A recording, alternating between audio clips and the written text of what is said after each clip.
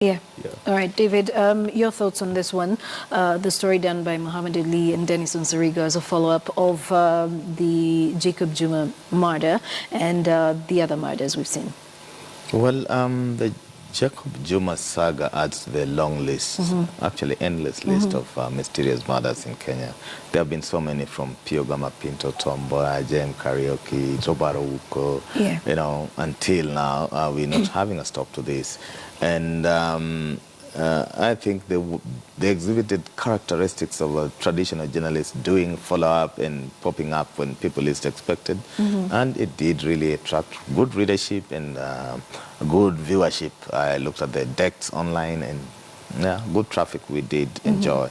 There may be critics like what they have done, but for me the big, like Crispus, my good friend, is saying, but for me the big question is, can our good officers in uniform, the guys we pay through our taxes at CID headquarters, investigate any murder, find evidence that can implicate the people behind such?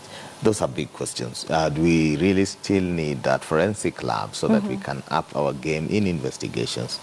What didn't come out, there was the talk of having, was it the Scotland Yard, Yes, supporting the investigations? even had the FBI come in. FBI, what leads have we made?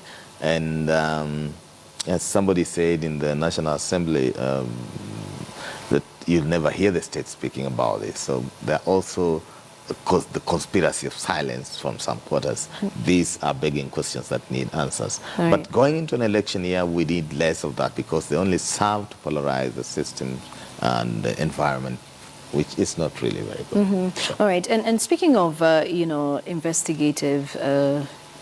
investigating deaths like the ones we're seeing in Kenya today, you know, the government or the state tends to take it as a very secretive sort of motion for anyone. You know, the men in uniform as well will tend to, you know, remain secretive, even when there are findings that could lead up to incriminating certain personalities. That information is kept secretive. I think maybe it is part of the investigative manner in which things are done in Kenya and in Africa in general, without necessarily publishing the findings of certain investigations.